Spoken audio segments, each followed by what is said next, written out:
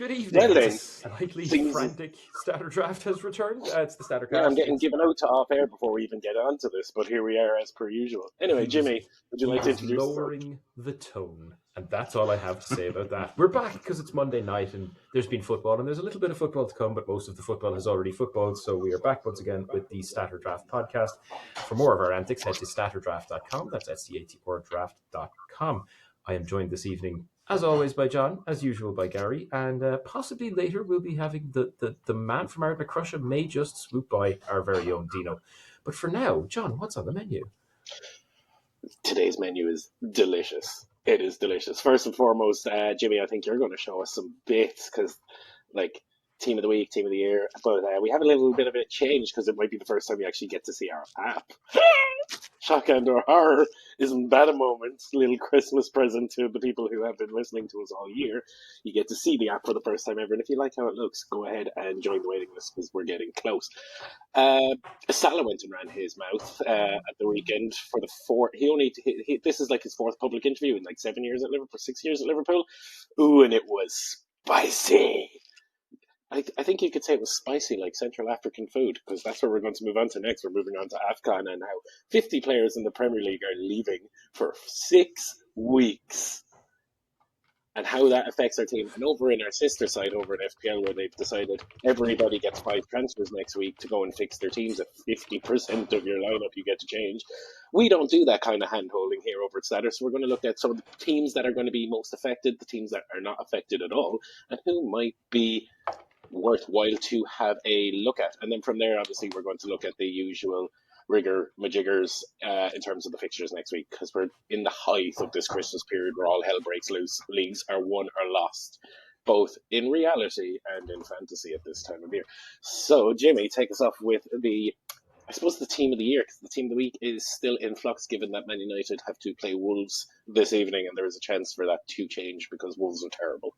Yes, Wolves are awful, and United are currently not awful. So there is a very high probability that an Mbuemo or a Bruno, or even, dare I say it, a De Ligt might find his way into the top 11 of the week. So we're going to bring that to you over on the website as soon as we have proper numbers, because we don't mess with bad numbers around here. No, sir, we do not. What we give you are proper numbers, proper data, proper excitement. So what I'm going to show you now, guys, is from our very own Protoswipe app, the for Statter so far. And there it is. It's a 4-5-1. Not many of those these days, but it's a 4-5-1. It's like that. I will also say this is beautiful. This is beautiful because for anybody who doesn't know, this is your first look at our actual baby, our little baby, our app that is going to be available very, very soon. It doesn't look pretty. So sorry, Jimmy, I got distracted because it looks gorgeous. John, I can absolutely understand anybody getting distracted by how pretty the app is. This, of course, is just a little image, a little look, a little sneaky peek Pierre. But that's our top 11 of the year so far. You won't be surprised by a lot of it. If you've just found us having spent an awful lot of time playing FPL, you'll be going, oh, look, it's Haaland. Yes, it's Haaland. No surprise there. But where it gets fun is in the middle, because for starters, midfielders are actually midfielders in our game and that kind of thing. We've been saying for a while that Palace defenders are the way to go. Between Munoz and Gahey both now in the top 11 for the year, I think that's pretty much cemented itself. Big man in the sticks there is still hanging on, repping the Sunderland massive, but for how much longer, I'm not sure. He's going to stay busy even as Sunderland tumble. And I think a Sunderland tumble seems very, very likely right now. But I still think if you can get Roofs on your team, get him on your team. Out the wing backs, who aren't really wing backs, it's Matty Cash and Porro. Porro's a wing back. We'll give him the right side. Porro and Matty Cash. Matty Cash has been resurged this season as this marauding. What Villa have done on that right-hand side, John McGinn is no longer a crashing centre midfielder. He's right of a front three with Matty Cash overlapping beside him. It is so old school. It is straight from the mid-90s, and it is working, considering where they are in the league. Where I'm really enjoying looking at is the two boys from Palace in the middle, because if I'm Gahey right now, I'm kind of like, do I leave? I know, his contract is up at the end of the year. Liverpool have been swirling. I know Liverpool are Liverpool, but given what Palace have done over the last year with the FA Cup, what they're doing in Europe, what they're doing in the league right now, do you stay there and become a legend, or do you go because anybody looking at this right now should be looking at those players. In the midfield, Elliot Anderson, James Garner. If you were to pull in a top 11 from an FPL, you're going to go, ooh, Mbuemo's in the midfield. He's not a midfielder. He's not a midfielder. Get stuffed. Do you know what I mean? James Yeah. Garner, Elliot Anderson, Szoboszlai being in there, Gahey being in there. Like, you're not going to see them over in the Little Sisters across the road. No, this shows the difference in the detail of the data. This is the great thing about our system. You're actually looking at players that when you look at a team on paper, these are the most important players that team has. Garner is indisputably very important to Everton. Elliot Anderson is the same for first. We know Bruno, Declan Rice, and Szoboszlai are very important, but those two players, their first names on the team sheet for those two teams. Yep. Whereas over on other systems, you wouldn't look at them because they don't score you points. The weird thing is, the one I'd actually draw the most attention to is Dominic Szoboszlai. Much as Irish fans aren't too fond of him lately, womp womp Hungary. But if you're playing FPL, right, Dominic Szoboszlai, he's not quite at the Darren Fletcher level, but the stuff he does for Liverpool is the stuff that simply doesn't get points and gets overlooked. And I know they've revamped defensive contributions and they've tried to ameliorate that problem a little bit, but the sad fact is it's failing. Like, you could... I know we've talked a lot about Arsenal's defence being really, really good and picking the right one every week. But the truth of it is Arsenal's defence hasn't been good over the last couple of weeks, and therefore Crystal Palace defenders have overtaken them. Similarly, there's two very glaring omissions there from the midfield who spend a lot of the time in the top 11 of the week when they have a good one. One is Phil Foden, who I can't speak highly enough of. Pick him. The other is Granit Xhaka. Xhaka fell out of that team this week. There's a couple of others that are not quite making the cut who will be nowhere next door. Cody Gakpo. Cody Gakpo has played some role in some attacking form in every game Liverpool have played this season. But next door, he doesn't get past the 59-minute shuffle. So he's only 1 point for an appearance, blah, blah, blah, blah, blah. An appearance, as if 5 minutes off the bench when you're 15 years old is the same thing as 59 minutes playing in the game to win the league. It's not. It's an oversimplified game. So we want something deeper, and we think the fans do too. Going into midfield, Bruno, no surprise. Rice, no surprise. Anderson, indispensable. Garner, indispensable. Without them, their teams are not what they should be. Szoboszlai, as I've said, is doing all the stuff that you don't get points for. But don't worry, lads. If this all feels a little bit too weird, a little bit too wacky, and a little bit too out there, there's the fucking cyborg out front because he scores all the goals. So don't worry. If you pick the player that scores all the goals, you'll still get all the points. We're not completely throwing the baby out with the bathwater here. So that's our team of the year so far. I'm surprised it's a 4-5-1. Pedro Neto and what's my man's name? Thiago at Brentford, also hovering around there. But Paro just managed to break in this week as the Spurs' fortunes kind of fluctuate. So that's the top 11. If you have this team right now, you're sitting on something like 280 points per week average. 200 points wins your league.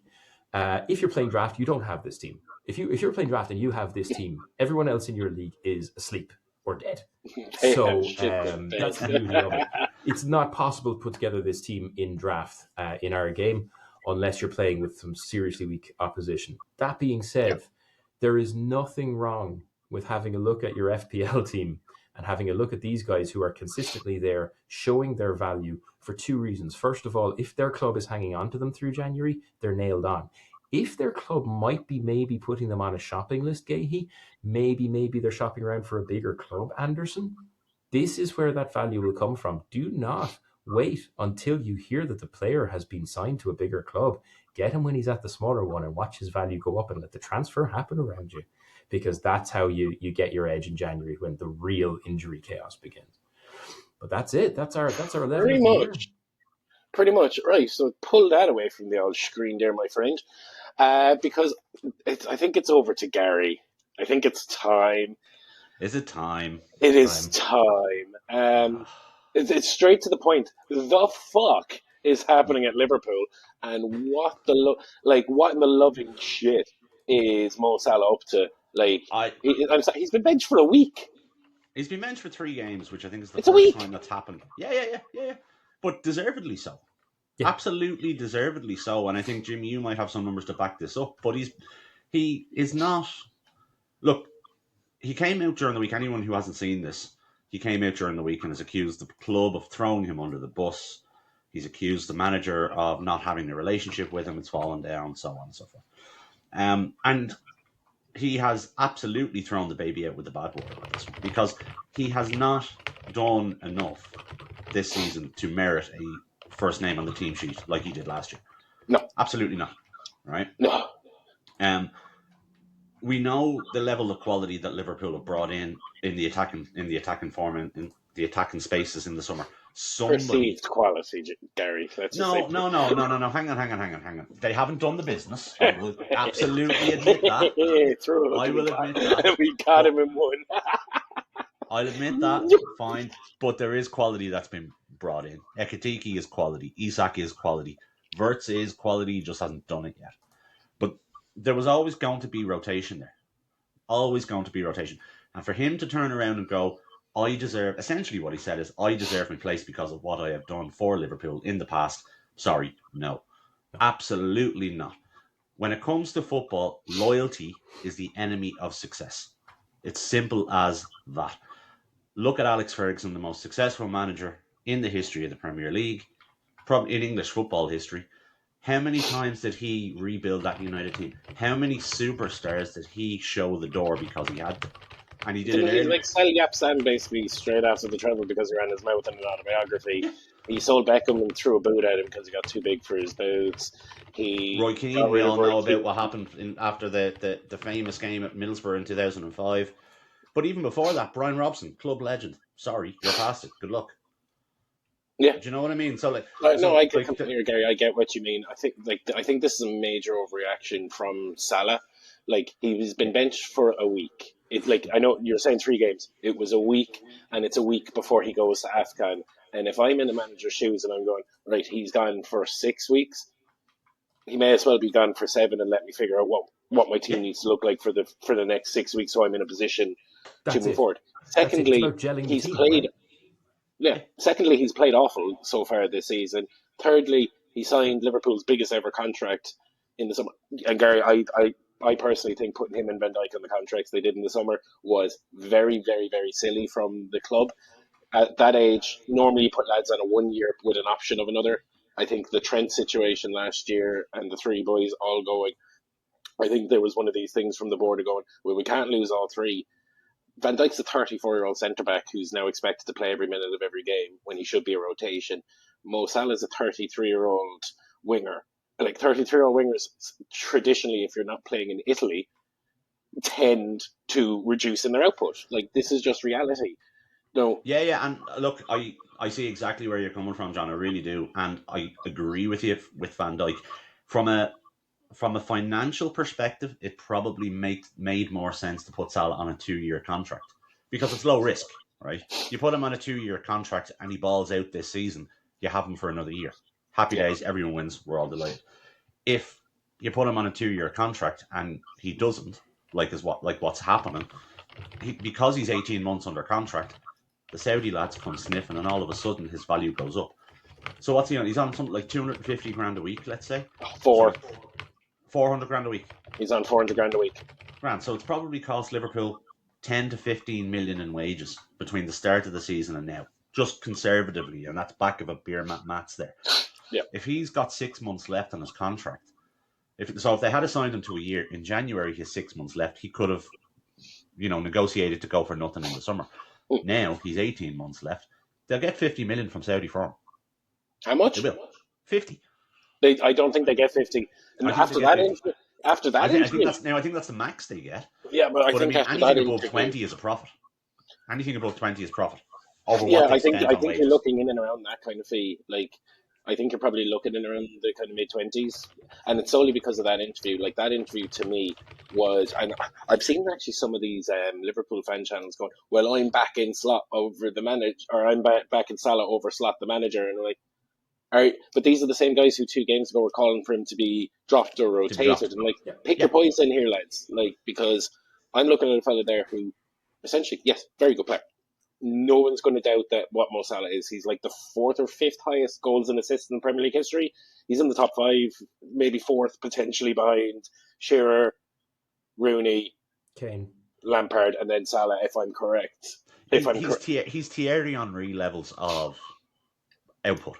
of but productivity. Cristiano Like, Ronaldo levels of petulance and insolence. Because yes. he did this last year to Jurgen Klopp when he got benched for 2 games. Yeah, it was If this I time. speak now, he did one of these Mourinho, if I speak now, I'll be in trouble type sentences, right? He In the has last year, form. Klopp. Yeah, he has form He for has this. form with this because he did like this time last year. I think it was November last year after the game. I think it was at Southampton where he goes into the fan zone and he likes like it's not in a direct presser. It's when everybody can hear him.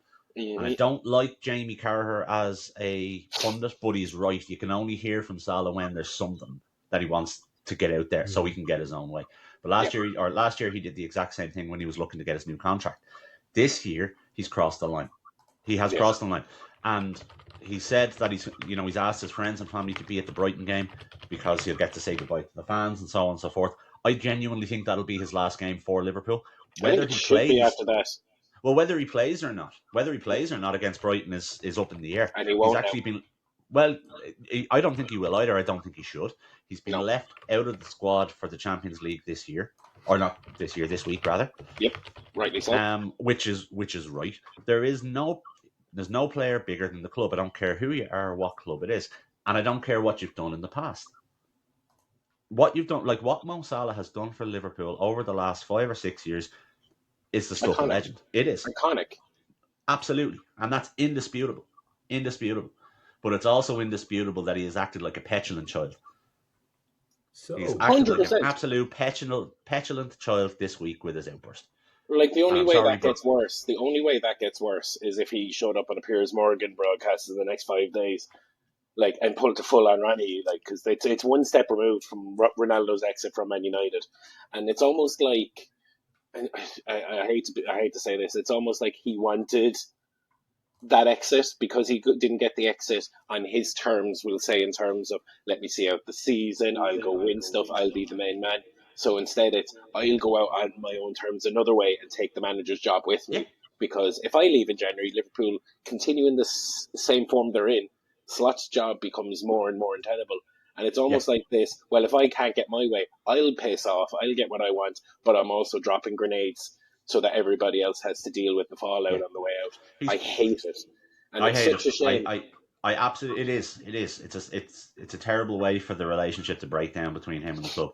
I think a lot of fans may forgive him for it because of what's happened over the last 4 or 5 years. I think he'll still be seen as, the greatest Premier League player that's worn a Liverpool shirt. That's debatable, but he's certainly. Why would they be more forgiving of Salah than they have been for fucking Trent? Like, this, and like, as a Liverpool fan, maybe you can shed some light on this, because the way Trent was treated last night at the Bernabeu for being the local lad who won it all and wanted to go experience something new, to be his mural defaced, to be booed every time he touched the ball, to be yelled at by the crowd, but Mo Salah is going to go out with the good graces of the squad. Trent kept his mouth shut, said nothing all season last year, and then Salah, fuck this guy, fuck that guy, nobody wants me here, I'm not getting my way, wah, wah, wah, wah, wah. And the Scouser fans go, Lord Salah, we forgive you, please, don't leave us, fuck. And I'm off. I know, I'm totally with you on this one.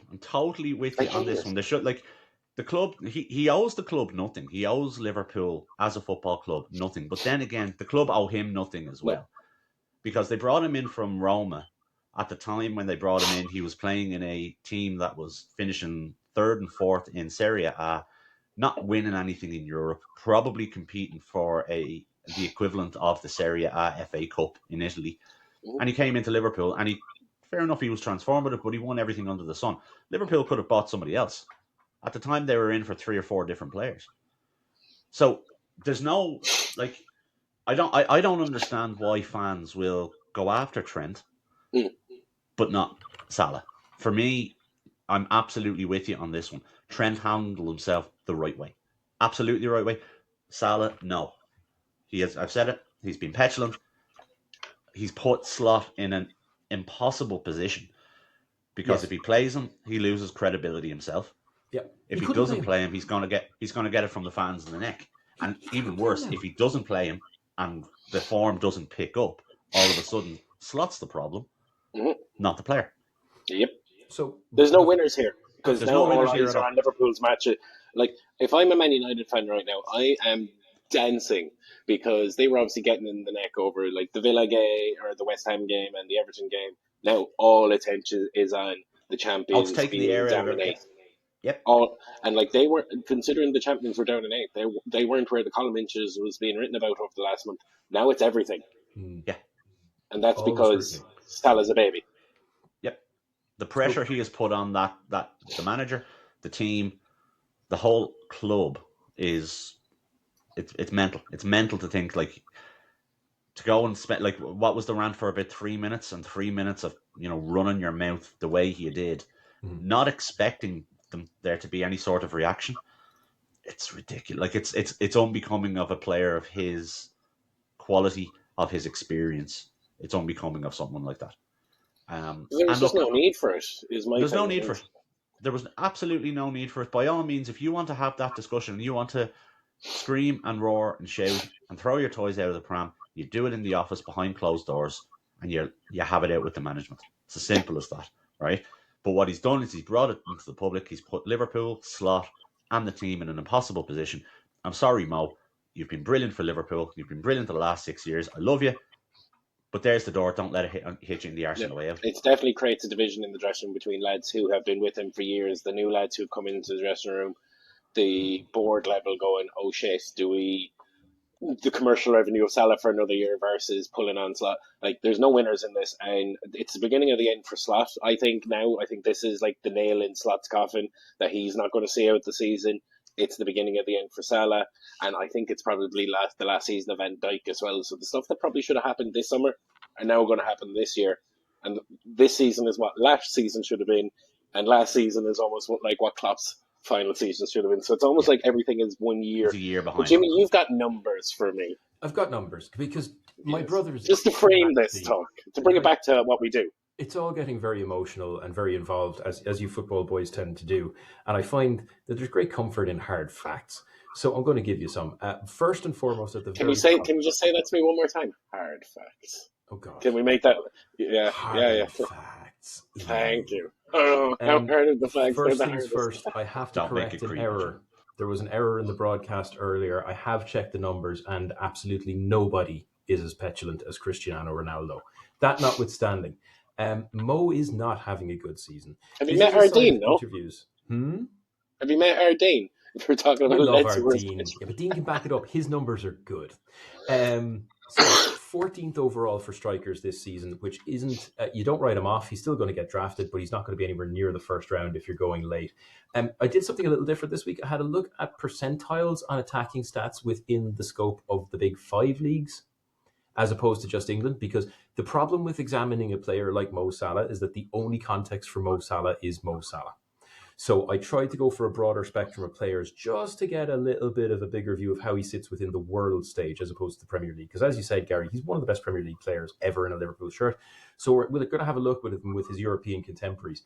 He's the high 80s percentile for most attacking stats, XG, goals, assists, all of that jazz. But what's really telling is the places where he's low. And most of this is low relative to previous years. 70% pass completion, where the average among wingers is 75%. So he's below average across the big 5, right? 14th percentile there, which is shocking. Successful take-ons, 1.34 per 90 minutes. Now, there are a couple of outliers that drive that way up. Yamal is a problem there. But 1.34 successful dribbles in 90 minutes. His conversion. So you telling me that Mo Salah only successfully is taking on a man once in a game at the moment? Once every game. Four times every 3 games. And anyone who's watched Liverpool this season will kind of test it up.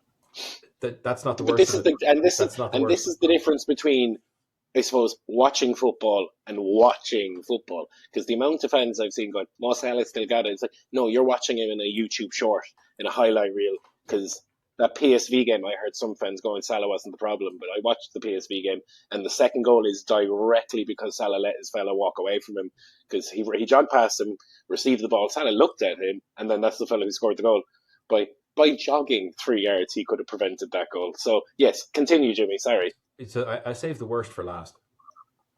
His conversion of shots to shots on target is the lowest it has been since he was at Chelsea, I'd imagine. Since Chelsea or since he was at Basel? Since Roma. Since Roma. Okay, so years. basically he's never had as bad shot conversion at Liverpool. Correct. As he does right now. He has a 10-year low for shot conversion. And what it's sitting at the moment is 29% on target, where last year it's 41, year before it's 44, 37, 36, kind of the mid 40s to high 30s for the last 10 years. And this year it's 29%. It's bad. That's a clear drop off. It's bad. And the thing is, this didn't happen overnight. So when he goes out in front of the cameras and says he's done so much and he's earned his place, there's only one way you can justify that. And that's to say that there is no alternative. So my question to you, gentlemen, who do you play instead? Who's the alternative? To Salah right now, Cody Gakpo. On the No, right? it's not. It's Isak and Ekitike up front together. Well, we've said this before, playing in front too.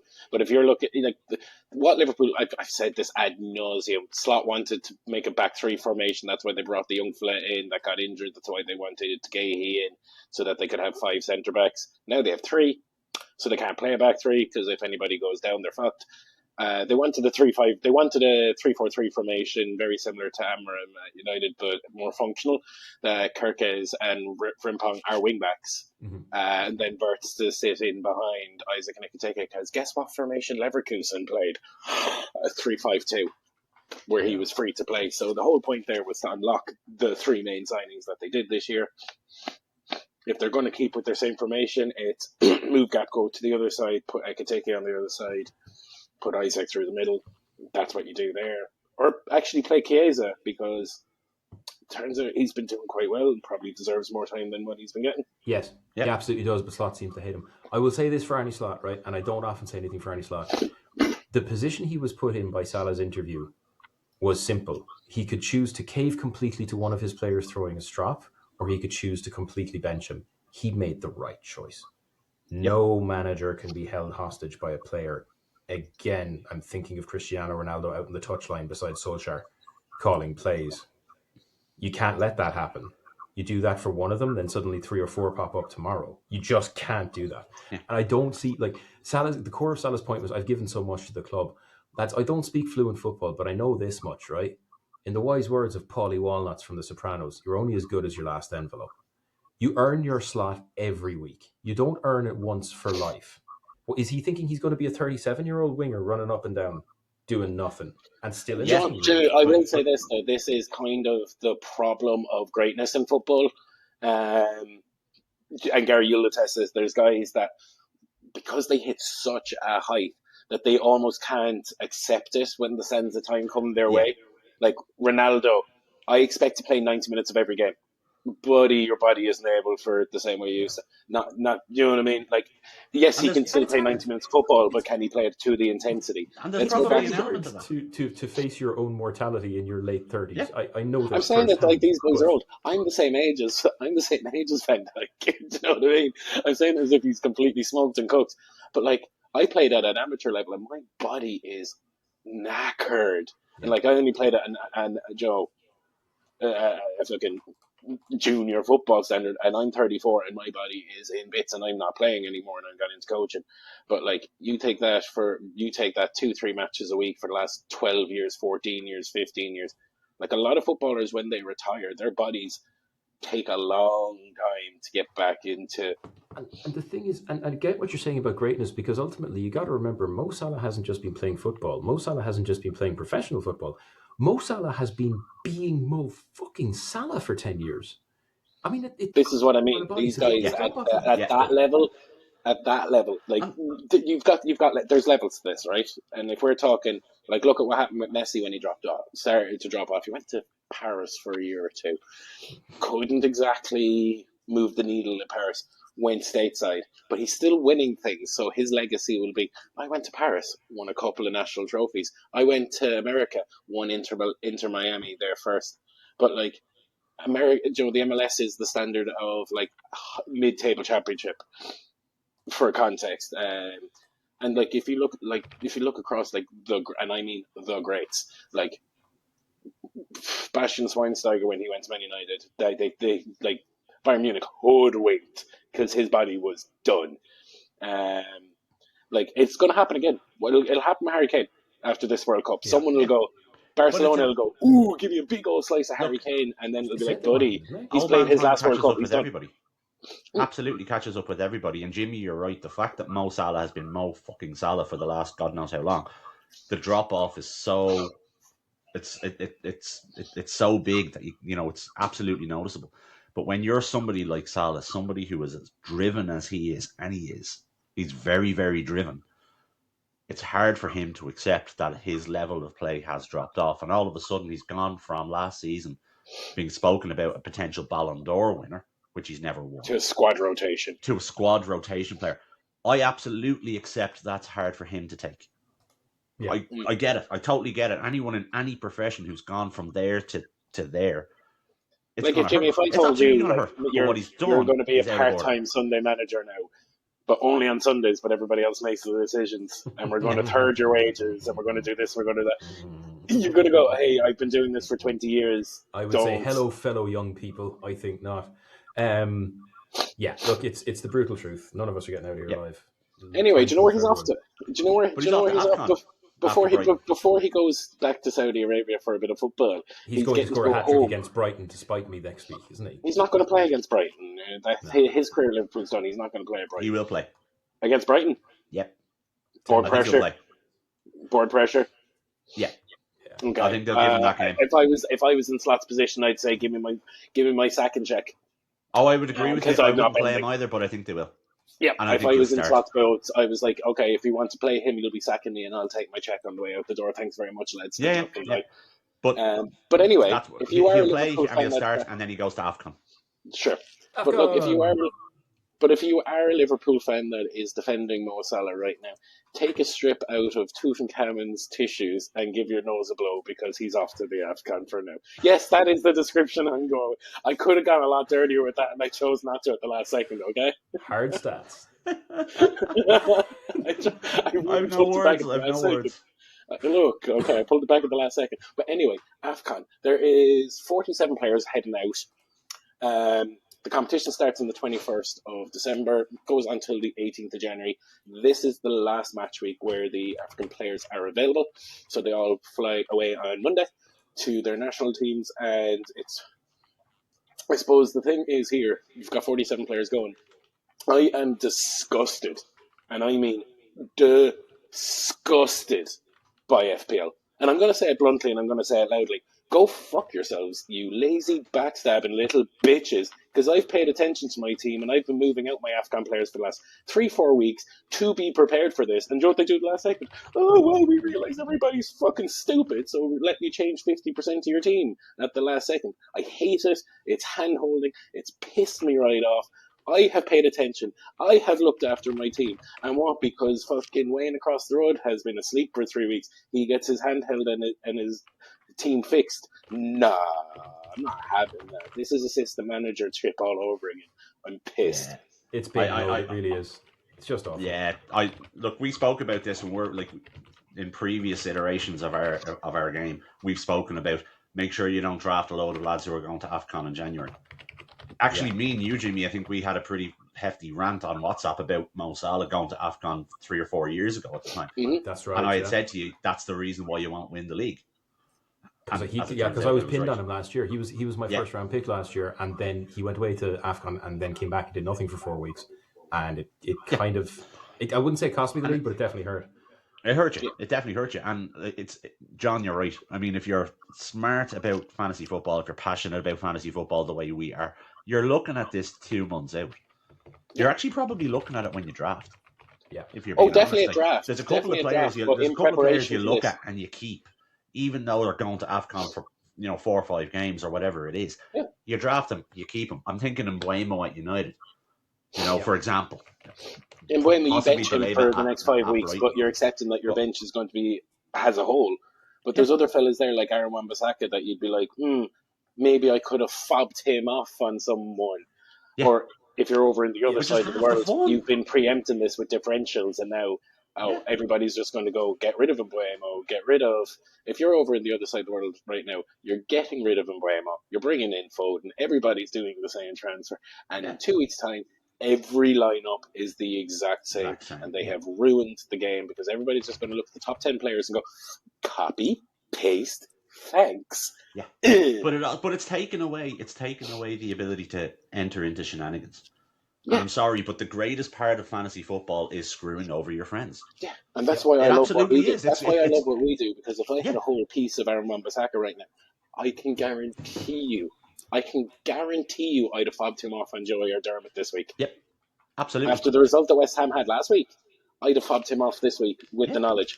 I've got a lot of love for Biscuits. I do. I think he's one of the best tacklers I've ever seen, and his tackle stats are fantastic. I don't know why he went from where he was at Palace to where he was at United to where he is at West Ham, but the tackling stat is one where he's still going to get you points. And I think when we were looking at our overall stats for last year, he finished top 5 for tackles, and he always will.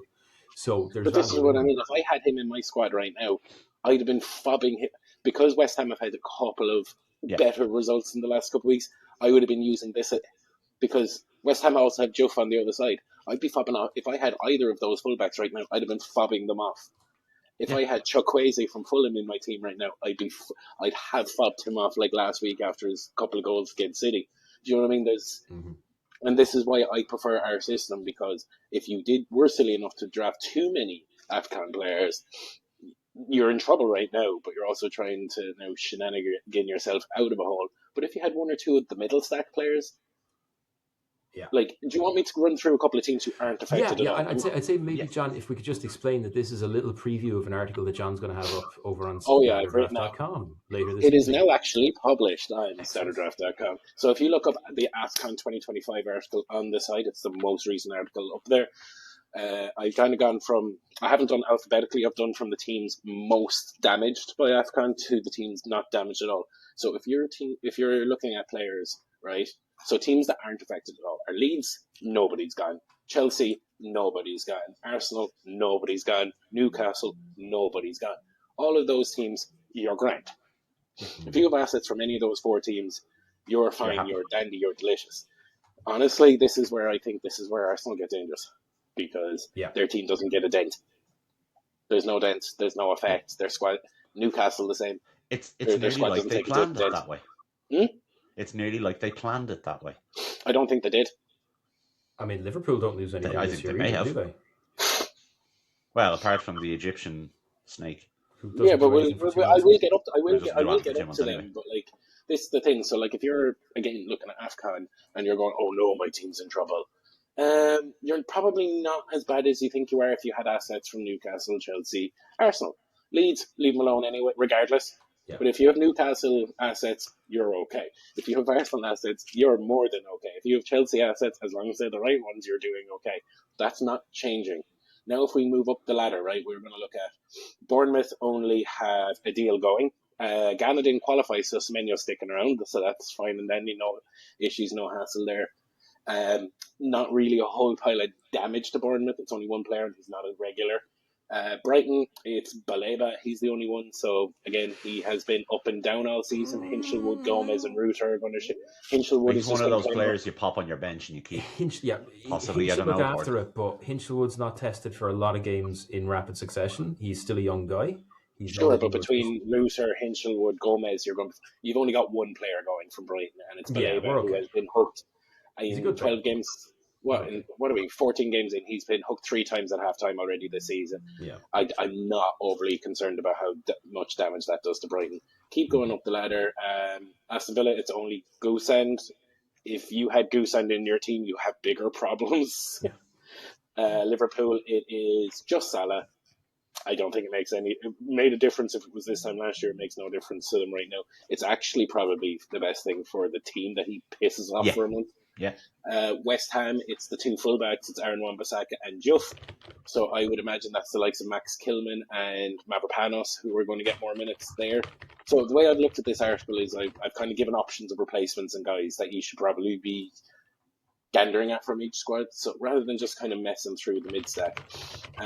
Tottenham are in the shit because it's 2 players. It's only 2 players, but they're 2 important players. Kudus isn't going anywhere. His country didn't qualify like Semenyo, so he's sticking around. But they're missing Pape Matar Sarr and Duma, 2 big dirty boys in the middle of the big players for Spurs in a team that's very lacking in midfield. Not good. But where you're going to look at there is Bergval, and Archie Gray are probably.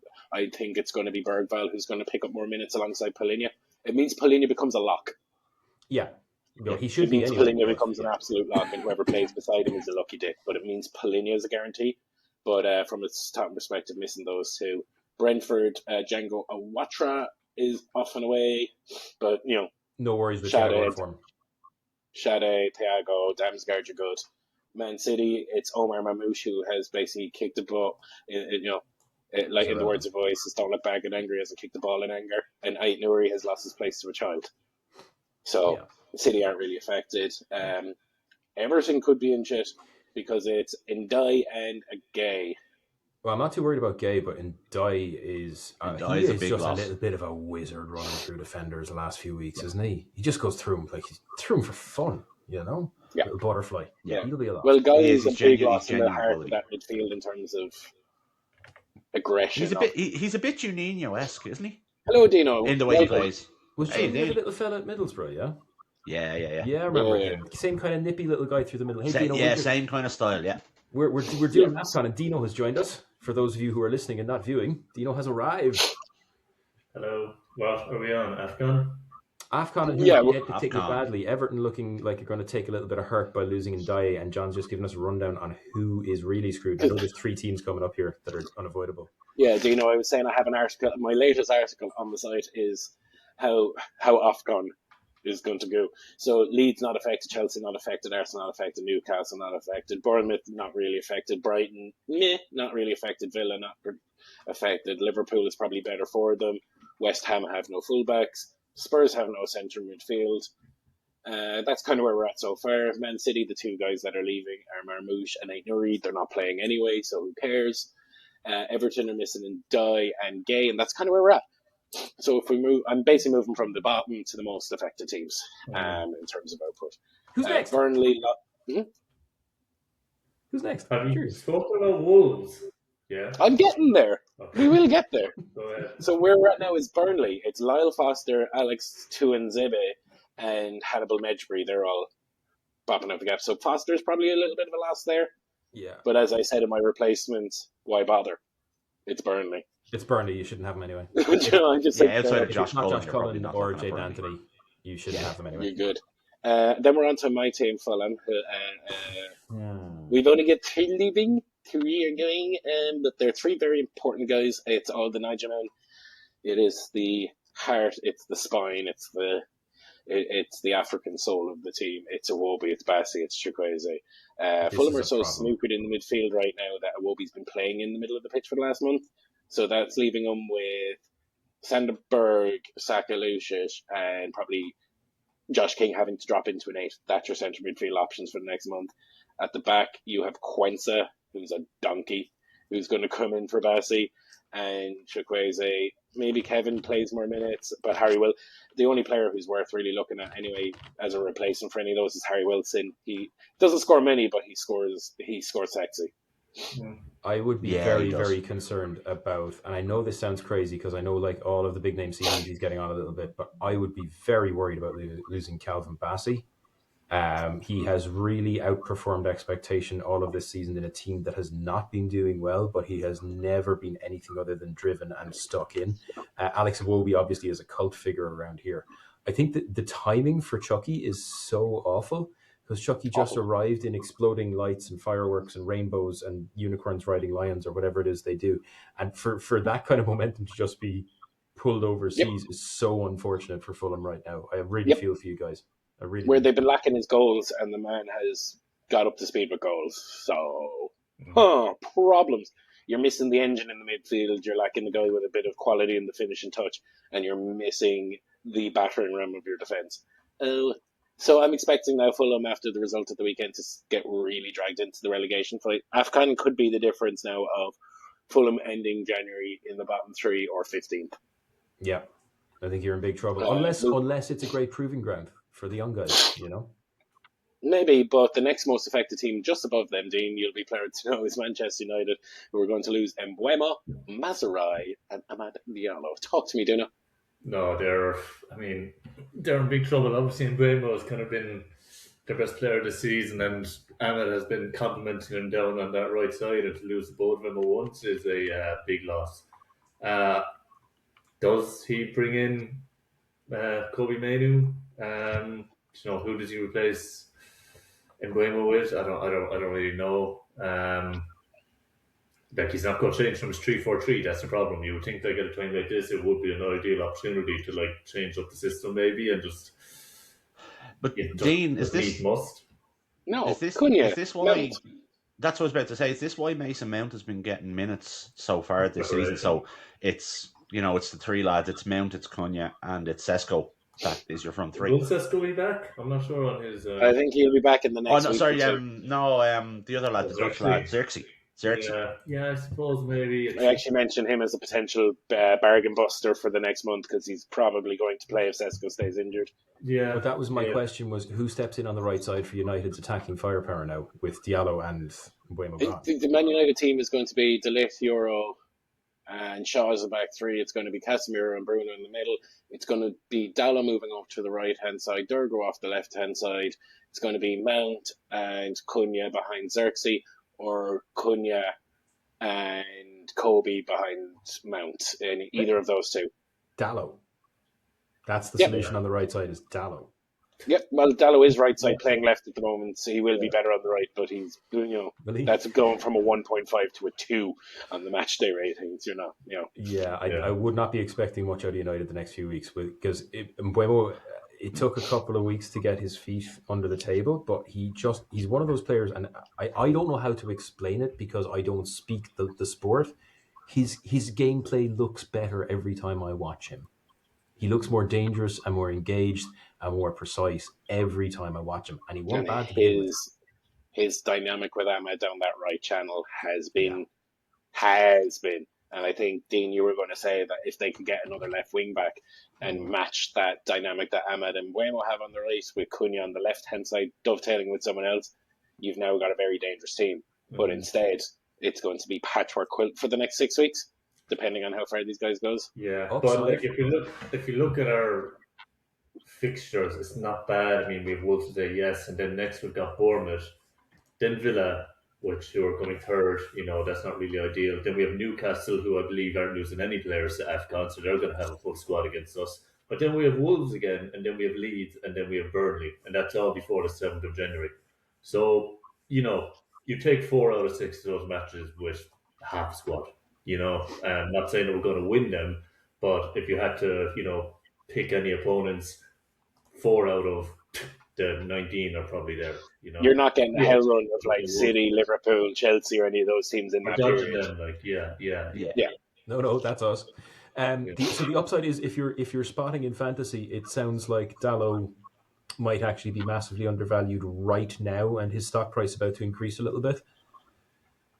Dallo and Xerxes probably. Xerxes. Yeah. I do have Xerxes. I do actually have on the article. I do mention Xerxes is probably the bargain buster. I say Mount is probably the one to keep an eye on, as is Cunha, because I feel like Cunha could do the Wolves like last year. I am him. I am the guy. Give me the ball and let me fly. And I think that could be Cunha's next month. That without the other big new signing up in the top end of the pitch there to take his thunder, he just strikes me as the kind of guy who has, all the reports over the summer is that Cantona-esque swagger. I'm cool, I'm calm, I'm comfortable. I want to be the guy. But taking a boom out of the occasion might actually suit him very much. I am the Maverick from Wolves. Give me the football. So, maybe. John, surely no team could possibly be more buggered with a rusty spoon than United. No, there's actually a few. If we keep going, let us keep going, because I have a few more to get through. Nottingham Forest are going to lose Bole, Sangare, Alaina, and Taiwo Awanyoni. That's 4. And Awanyi. They're both going to Nigeria. That Nigeria squad, by the way, that's the team that has Crazy Bassi and Iwobi, and now Aina and Awoni as well, by the way. And Boli and Sangare are off with the Ivory Coast, so that's 4. So that means pin all of your hopes on Callum Hudson-Odoi and Morgan Gibbs-White, because they're going to have to play every minute of every game. Not good in December. Not good in December. No. Not good at the back as well when Alaina and Willy Boli are 2 good players. I'm not sure about Bowley. He hasn't really lit up the sky for the last season or so. But he was good I at Wolves suppose, when yeah, nobody was maybe good I'm at looking Wolves. at that historically, but the other three are definitely damaged. Yeah, Aina's a great player. Aina is a great player. When he gets the time, he's a great player. I'm not sure how he's faring under Dyche in terms of stats, but he's a really good player. Awani is a really, really good attacking rotation option as well, particularly seeing as Dyche is still seems to be trying to find his way there a little bit. I know Wood's gone and it's opened a hole, but After them, it's Palace. Really? Yep.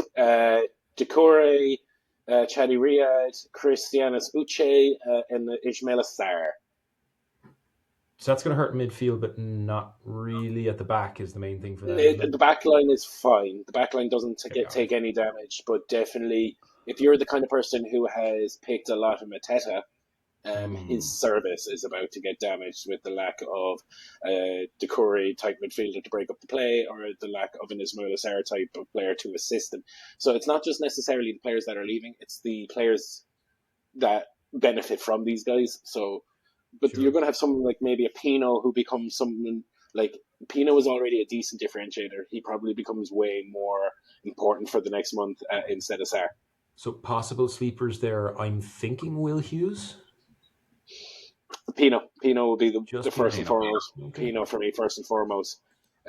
He's the other winger. He's the guy who's essentially taken. Will Hughes will probably get more minutes than what he has been because of the Corey going. Yes, so it's not a bad shout. It's not a terrible shout.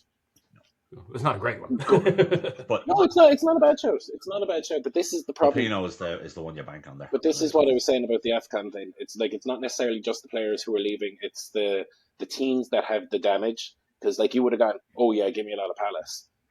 You would have looked at Sarr as a good differentiator in your squad. You would have wanted maybe like everybody wants to cut a Mateta, but if he has no service, he has no goals. He's not that type of forward. So if we keep going through, Joe, who's also really affected just about Palace, if they weren't already in major shit, it's Wolves. It's so it's bad. Wolves. Munetse, Tawanda Chirawa, he's gone to Zimbabwe. Agbadu is going to the Ivory Coast. Jackson Tachachua I am murdering all these names, by the way. An attempt was made. Yep. Chachachua is going to Cameroon, and Orokadare. Orokada, yeah. Young Tolu. Yeah, Tolu. So they're losing 1, 2, 3, 4, 5. 3 of them are starters, 2 of them are sub options. They're already in the shitter, so I just said they're not worth even going near at the best of times. Going nowhere near them. They're probably going to sell another player in the January, despite having those 5 fellas gone. Enjoy the championship, Wolves. Even if you're missing 5 players, the damage is already done. But the most affected team in the league, Dean, you're going to enjoy this one. The team most affected with the AFCON is Sunderland. The wheels and the bus are coming off. They are losing. Actually, I'll let you guess. How many are they missing? I know exactly how many they're missing. 7? Dean? 6. I have no idea. Literally. It was 7. They're losing 7 players to the AFCON. They're losing Bertrand Traore, Masuaka, Siddiqui. By the way, They're 3 big players for them. They're 3 big players. And Taibi gone, Ronaldo gone, Diarra gone, and maybe Simon and Dringa waiting on the shortlist squad to come through. Getting game time anyway, but I think the biggest hit there is actually Ronaldo. He's been a big stuck-in defender for them in a team that has got to where they are by being stuck-in defenders. I just feel really bad for Sunderland because there was a slide starting already. Like, this couldn't be happening to them at a worse time. They've 4 losses this year, and 2 of them are in their last 3 games. Yeah. Or last 4 games? Last 3 games. Yep. Like, the form had dipped. Now, whether that's because a significant part of the dressing room has their eyes on this African business, or if that was happening anyway because they just ran out of rope, this is the worst possible time for that team to lose half their squad. I think we're talking 13th, 14th by the time we hit New Year's. They're just going to. I think this is the beginning of not the beginning of the end for Sunderland. They're going to stay up. They have enough points in the bank that they're going to stay up this year. But if you were looking at sleeper assets from Sunderland, if you were enjoying the Sunderland redemption arc story, the book is going to get closed in front of them now. I think I'm seeing a lot of nodding down there, Gary. Talk to me. No, I fully agree with you. Look, I mean, those three players, Siddiqui, Masuaku, and Traore, they've played a huge role in what Sunderland have done this year. And to pull those three players out, like, no disrespect to Sunderland, they don't have the squad depth that a traditional top 8 club would have. Do you know what I mean? Look, Arsenal are losing nobody. Sunderland are losing even 7. There's no, absolutely, you're right. But just even put that to the side for a second, right? Every other team that's around them, even if they're losing players to the same level, which they're not, because we've already established Sunderland are the worst hit. But take those players out of any team around that top 8 spot, it's going to hurt them. Then take into account that Sunderland depend on these players so much, and they don't necessarily have the squad depth to deal with it. It's really going to hurt them. And then take into account the teams, other like Newcastle and Chelsea are in and around the same kind of points tally, probably, give or take 5 or so. They're in the same pocket. They're in the same kind of pocket. They're in the mid-table bracket, yeah. So, but they're not losing anybody. So this isn't going to affect them. So all of a sudden they're probably going to start, picking up wins, moving up the league. Sunderland are going to be bottom 25% of the league. Like, they're not even bottom half. They're bottom half of the bottom half by the time this finishes. I think they're in. I think this is as low as Fulham. No, nobody is going to sink as low as Fulham, because Fulham and Bournemouth are going to get themselves dragged into the relegation battle over the next 3 weeks, and I don't want to talk about it because what I will want to talk about is next week's fixtures, because smiles and joy and cheer and Christmas things and Gary's tech support jumper and seasonal. Shut up, Jimmy. So, right, next week's games, we have the weekend's games just before Monday Night Football kicks off. We've got Chelsea at home to Everton. I'm just going to go through. Chelsea. Give me one player asset and win, last draw. Jimmy. Chelsea all day long. I think draw.